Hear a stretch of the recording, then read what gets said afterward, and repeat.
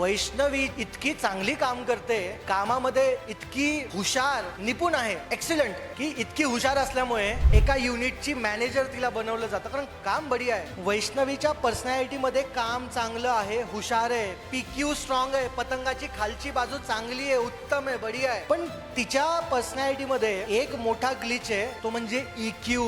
Emotionally Vaishnavi मॅडमला काहीही समजत नाही. राग आल्यानंतर सगळं ऑफिस डोक्यावर घेणाऱ्या वैष्णवी मॅडम. एक दिवस तर असं झालं की वैष्णवी मॅडम आपल्या ऑफिसच्या बाहेर येऊन रस्त्यावरती टू व्हीलर वरती आपल्या बसून जोर जोरात रडायला लागल्या. येणारे जाणारे सगळे लोक मॅडम कडे बघतायत, झालं काय मॅडमला. ऑफिस मधले बाकी कर्मचारी विनंती करतायत, रिक्वेस्ट करताय, मॅडम आतमध्ये चला, आतमध्ये रडा, इथे बाहेर रडू नका, आतमध्ये आपण बोलू काय झालंय. इन्व्हेस्टिगेट केल्यानंतर समजलं की आतमध्ये एक साखरे नावाचा आमचा एक कर्मचारी आणि दुसरी वैष्णवी यांच्यामध्ये काहीतरी वादविवाद झालेला आहे, आणि ह्या वादविवादामुळे वैष्णवी मॅडमने सगळं ऑफिस डोक्यावरती घेतलेलं आहे. इन्व्हेस्टिगेट केल्यानंतर कळालं की वैष्णवी मॅडम हे सारखं करत नाहीत, असं सारखं नाहीत करत, पण दर 6 महिन्याने त्यांचं डोकं फिरतं आणि दर 6 महिन्यानंतर ऑफिसचे चक्र असे काही बदलतात. पहिले 6 महिने ऋतू चांगला, सगळं बढिया, छान चालू आहे ऑफिसमध्ये, कुणाला काही तक्रार नाहीये.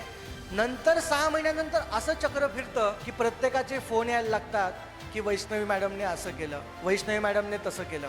आणि जेव्हा वैष्णवी मॅडमला फोन जातो, वैष्णवी मॅडम दुसरं काहीच करत नाहीत, जोर जोरात रडायला लागतात. पाणी इतकं वाहतं डोळ्यातनं की रुमाल सुद्धा ओला होऊन जातो. ह्या वैष्णवी मॅडम ज्यांचं इक्यू वीक आहे, हे इक्यू वीक असल्यामुळं त्यांचं जे आरक्यू आहे, रिलेशन जे आहेत दुसऱ्यांसोबतचे, पहिले नवीन लोक ज्यावेळेस जॉईन होतात त्यांना वैष्णवी मॅडम खूप आवडतात, पण जेव्हा वैष्णवी मॅडमचं रौद्र रूप ते बघतात, रडणारं रूप बघतात, त्यावेळेस बाकीचे लोक म्हणायला लागतात मॅडम पासून दूर राहिलेलं बरं, कधी आपल्यावरती यायचं की मी रडवलं म्हणून मॅडमचा जो आरक्यू आहे, रिलेशन जे आहेत, ते फारसं कुणी जवळ येत नाही, फारसं कुणी मॅडमला डवचण्याचा प्रयत्न करत नाही, दूरूनच रामराम ठोकणारे बाकीचे कर्मचारी. मला सांगा, वैष्णवीचा पतंग उडेल का? अहो, वैष्णवी मॅडमचा पतंग उडेल का करिअरचा? उडेल का नाही उडेल? एक्झॅक्टली उडेल, कारण काम चांगलं आहे. पण एकदा प्रमोट केल्यानंतर 6 महिन्याचे चक्र बघून मॅडमला बाहेर रस्ता कधी ना कधी दाखवावाच लागेल किंवा त्यांना डिमोट करावं लागेल,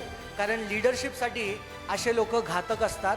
ऑफिसेसमध्ये रडणारे, पडणारे, तमाशा क्रिएट करणारे लोक कुणालाच नको असतात, आणि म्हणून वैष्णवी मॅडम ज्या आहेत त्यांचा पतंग उडणार नाही.